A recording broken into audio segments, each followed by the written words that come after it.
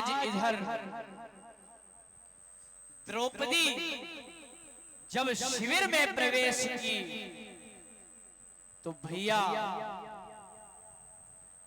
आज उन पांडवों की पुत्रों की ये हालात देख करके द्रौपदी उससे अश्रु निकलने लगे नेत्रों से और चीख चीख करके रुदन करने लगी।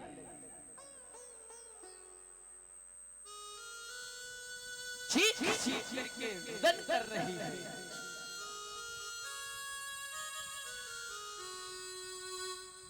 और विचार कर रही है कि ये किसने किया होगा। अरे भैया आप स्वयं सोचो कि जिसके 5 पुत्र मार डाले जाएं, उस मां के ऊपर क्या बीतेगी।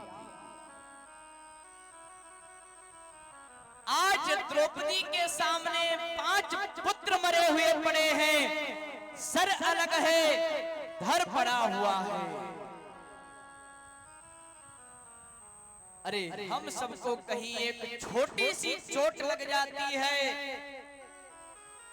तो हम कितना परेशान होते, मेरे माँ बाप कितना परेशान होते हैं। माँ को भोजन नहीं किया जाता यदि लाला को ऐसी कोई हालात हो जाती। लेकिन आज विचार करो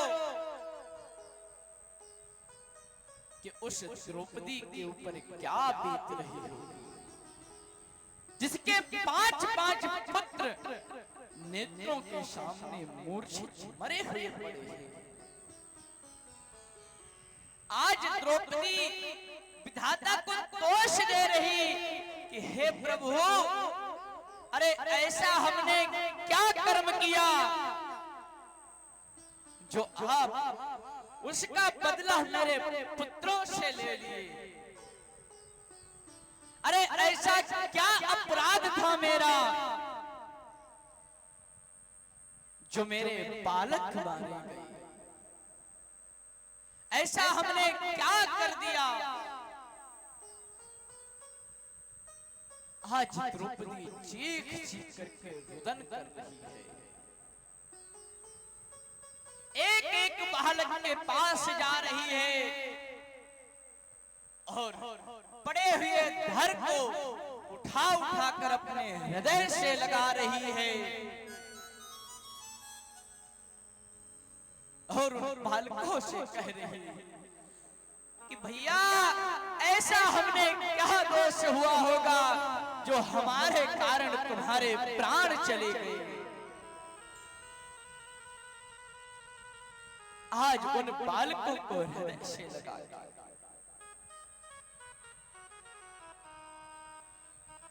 द्रौपदी से सहा नहीं जा रहा है, क्योंकि ये तो जाहिर सी बात है भैया, किसी से भी नहीं सहा जाएगा। यदि हमारे रिलेटिव रिलेशन परिवार में कहीं कुछ ऐसा हो जाती है अनहोनी, तो हम कैसी शोक सभाएं मनाते हैं। लेकिन भैया उस मां से पूछो जाके जिसके 5 बालक मृत्यु में अवस्था में मरे हुए पड़े। आज वो मां किसके पास रोने जाए, किससे कहने जाए कि मेरे बालक मार डाले गए।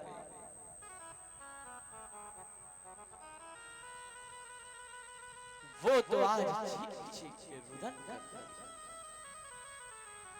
इतने में इधर आज अर्जुन का आगमन हो गया और जैसे अर्जुन आए, अर्जुन ने ये हालात देखी कि द्रौपदी चीख चीख के रुदन कर रही है, शिविर के बाहर आवाज आ रही है। अर्जुन दौड़ते हुए शिविर में प्रवेश किए तो शिविर में जैसे ही प्रवेश किया, अर्जुन ने देखा कि 5 खंडों मेरे पुत्र मृत्यु अवस्था में।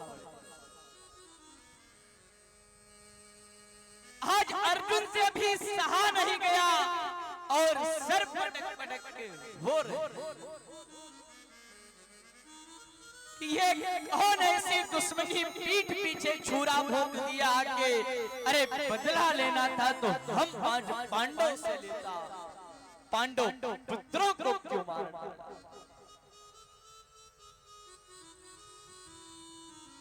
लेकिन ये सच है, जो कायर होते हैं तो सामने से नहीं पीठ पीछे छुरा भोंकते हैं, वो कोई मर्दांगी नहीं होती है।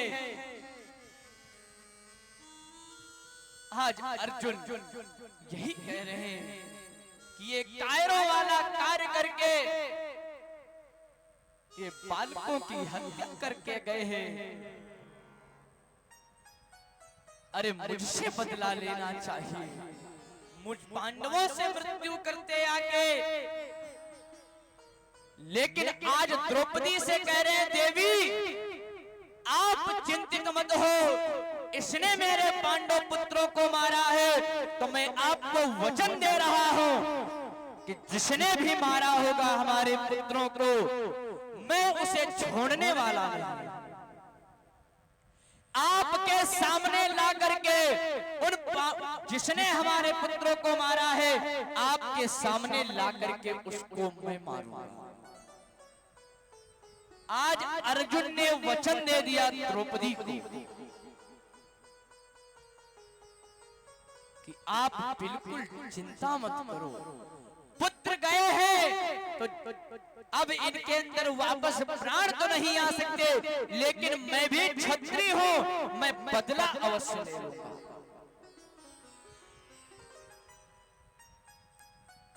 अब तो इधर अर्जुन अश्वत्थामा की खोज में निकल पड़े कि किधर गया होगा हमारा वो शत्रु जो हमारे बालकों को मारा। क्रोध में अर्जुन, लाल लाल नेत्र हो रखे हैं अर्जुन के, और क्रोधाग्नि से जलते हुए अर्जुन आज इधर अश्वत्थामा की खोज में। कैसे? अकेले नहीं निकले हैं, स्वयं भगवान को अपना सारथी बना करके चल रहे। आज स्वयं रथ पे खड़े हैं अर्जुन, और भगवान घोड़ों की रस्सी पकड़ के सारथी बन करके रथ हाँक रहे हैं अर्जुन का। अरे भक्त के लिए भगवान सब कुछ करने को तैयार है। ऐसा क्या चीज है जो भगवान भक्त के लिए करते नहीं हैं, पर कमी हमारे और आप में है जो हम भगवान को समझ नहीं पाते। भगवान कभी कुछ हमसे मांगते नहीं है कि हमको ये दो। भगवान कभी नहीं कहते हमको ये सामग्री चाहिए, हमको अन्न चाहिए, धन चाहिए, वस्त्र चाहिए। भगवान कभी नहीं मांगते। भगवान को पाने के लिए सिर्फ दो शब्द ही काफी हैं, सिर्फ प्रेम के दो शब्द यदि हम कह देंगे तो भगवान उन शब्दों में रीझ जाते हैं। यदि हम भाव से भगवान को पुकारेंगे तो भगवान आज अर्जुन की तरह हमारा भी रथ हाँकने को तैयार हो जाएगा। क्योंकि भाव होना चाहिए हमारे अंदर। और भाव कैसे होगा? भगवान तो सिर्फ एक भाव के भूखे हैं, उनको कुछ नहीं चाहिए। हमारे गोविंद को तो कुछ चाहिए ही नहीं। इनसे आप प्यार से दो शब्द बोल दो, भगवान कुछ नहीं मांगते। पत्रम पुष्पम फलम तोयम यो में भक्त्या प्रयच्छति। उनको पत्र और पुष्प भी दे दो, वो भी काफी। यदि वो भी नहीं है तो सिर्फ दो शब्द मांग रहे हैं, सिर्फ भाव के शब्द होने चाहिए। लेकिन यदि भाव नहीं हमारे अंदर है तो हम चाहे लाखों की सामग्रियां लाके पलट दें सामान भगवान के सामने, कभी वो स्वीकार ही नहीं करते। ये तो सिर्फ भाव के भूखे हैं। जब हमारे अंदर भाव आ जाएगा तो भगवान हमारे लिए सब कुछ करने को तैयार हो जाते हैं। कैसे? अरे भाव का भूखा हूं मैं और भाव ही एक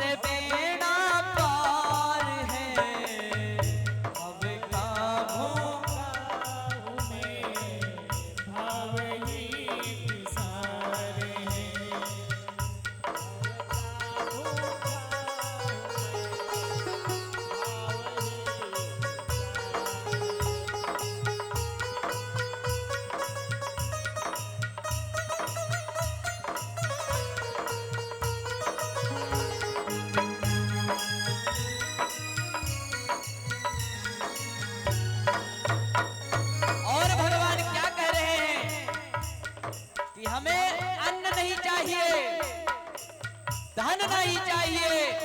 ये जो वस्त्र पहना रखे हमें वो भी मत, हमें वस्त्र भी नहीं चाहिए। क्या चाहिए? अन्न धन अरु वस्त्र भूषण कुछ न मुझको चाहिए। अन्न धन और वस्त्र भूषण कुछ न मुझको चाहिए। अन्न धन अरु वस्त्र भूषण कुछ न मुझको चाहिए। अन्न धन और वस्त्र भूषण कुछ न मुझको चाहिए। आज भगवान भक्त से कह रहे हैं, हम सब कहते हैं कि भगवान मेरे हो जाओ, लेकिन ये भाव क्या रहा है? भगवान हमसे कह रहे हैं, आप हो जाओ मेरे बस, आप हो जाओ मेरे बस, यही जीवन पार है। आप हो जाओ मेरे बस, यही जीवन पार है। भूखा हमें और भाव ही एक सार है। भाव का भूखा हमें और भाव ही एक सार है।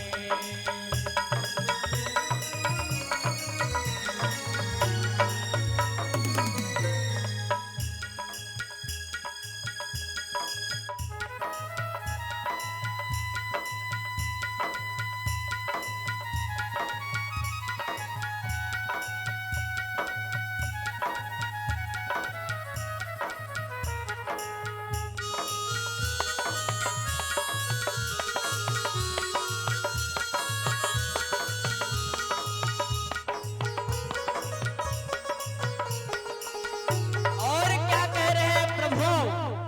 ये जो भाव है ना, यही मेरा जीवन सर्वस्व है। यदि हमारे पास भाव नहीं है तो हम मंदिर में जाएं और दिन रात उनकी पुस्तकों को पढ़ते रहें, पाठ करते रहें और अपनी पुकारों को उनके सामने रखें। तो यदि भाव नहीं है तो कन्हैया कभी पुकार सुनता ही नहीं। कैसे? भाव बिन तेरी पुकारे मैं कभी सुनता नहीं। भाव बिन मैं कभी पुकारे मैं तेरी सुनता नहीं। भाव बिन तेरी पुकारे मैं कभी सुनता नहीं। भाव बिन मैं तेरी पुकारे मैं कभी सुनता। और क्या कह रहे हैं?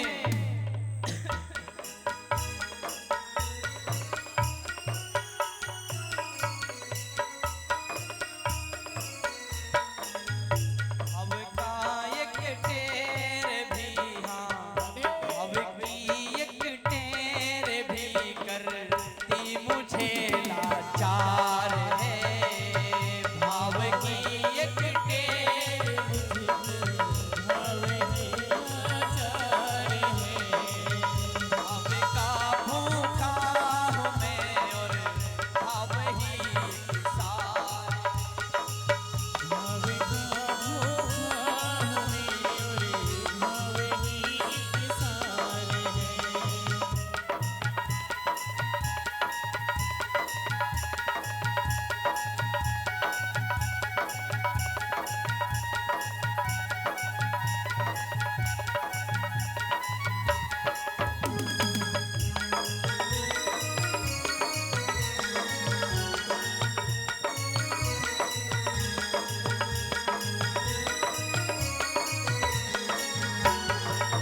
और क्या कह रहे हैं हमारे प्रभु? यदि हमारे पास भाव नहीं है तो हम उन्हें कुछ भी दे दे जाके कभी वो लेंगे ही नहीं। हमारे पास अभिमान है, हम अभिमान में उनके पास जाएं कि हम रुपया पैसा वाले हैं, तो हम बांके बिहारी के मंदिर में जाकर के सबसे आगे VIP गेट से जाएं तो क्या वो वीआईपी गेट वाले का माल ले लेंगे? कभी गोविंद नहीं लेंगे। भाव लेकर के जाओ, भगवान के सामने जाओ, भिखारी बन जाओ। अरे तुम दानी हो, हम भिखारी हैं। तुम राजा हो, रंग हो, मैं एक फकीर हूं। ये भाव लेकर के जाओ गोविंद कृष्ण, क्योंकि इसी भाव को हमारे गोविंद स्वीकार करते, क्योंकि उनके सामने सब एक है, चाहे राजा हो और चाहे मंदिर के बाहर लिए कटोरा बैठे, उनके लिए दोनों एक ही हैं। ना कोई बड़ा ना कोई छोटा, ना कोई अमीर और ना ही कोई गरीब।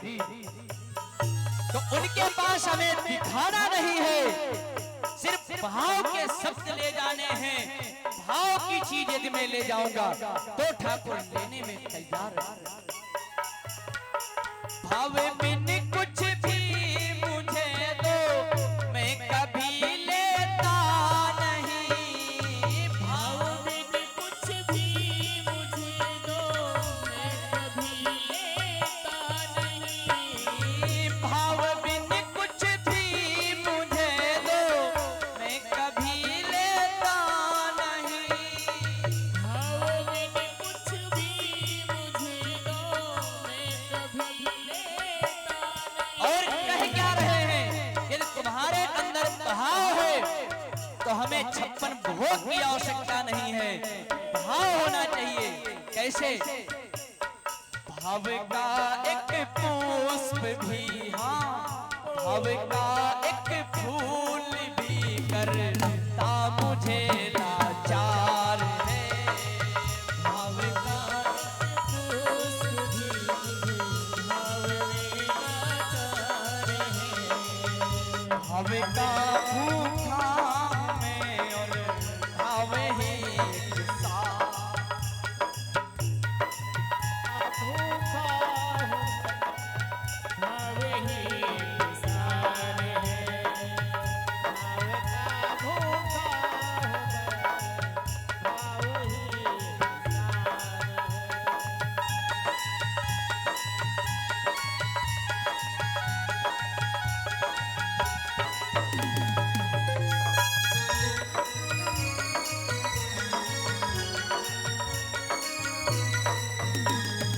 और क्या कह रहे हैं गोविंद?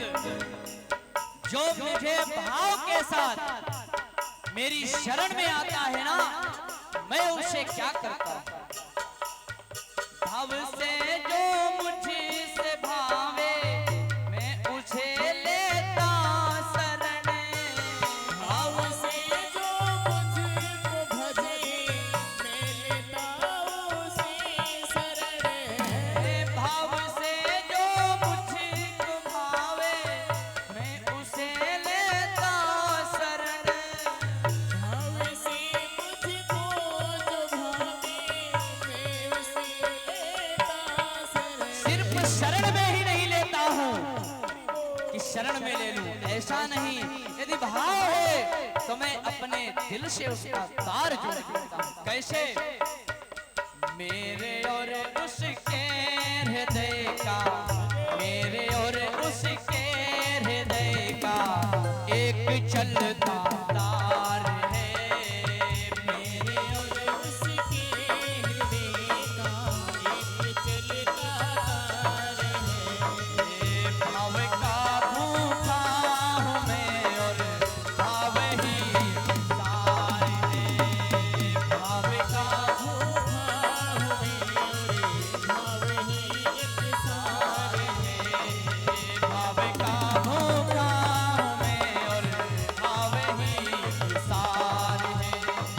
भाव का भूखा हूँ मैं, भाव ही एक सार है। भाव का भूखा हूँ मैं और भाव ही सार है। भाव ही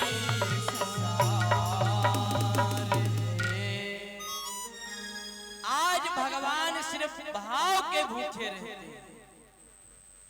गोविंद ने साक्षात्कार कर दिया, कह दिया।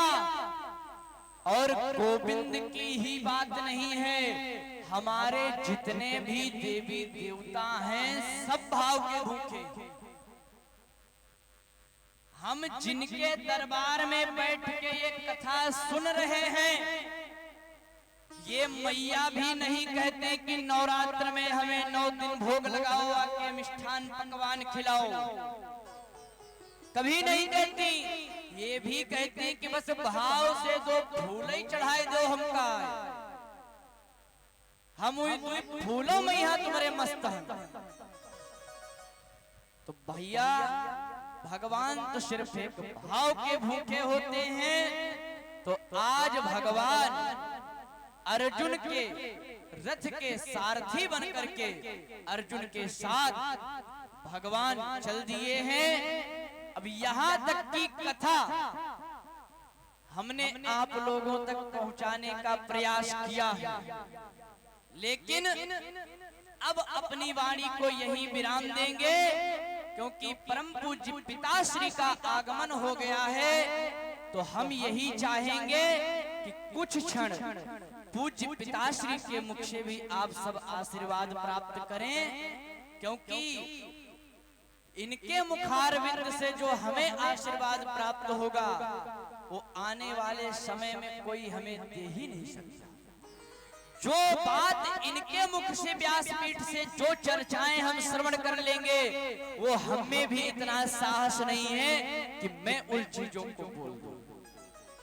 लेकिन कल एक चीज मैंने पिताजी की जरूर पकड़ ली कि कल एक लास्ट में इन्होंने चुटकुला सुनाया था, हमने उसको लिख लिया और सोचा है कि अन्य कथा जहां भी होगी चर्चा चल रही है कि चित्तौड़गढ़ राजस्थान में होने वाली है अभी कथा, तो वहां होगी, मैं जरूर वहां इस चुटकुले को सुनाऊंगा। अब ज्यादा समय ना लेते हुए आगे की कथा रात्रि काल की बेला में हम सब श्रवण करेंगे। अपनी वाणी को यहीं पे विराम। सबको जय जय श्री राधे श्याम। मंच सादर समर्पित पूज्य पिताश्री को।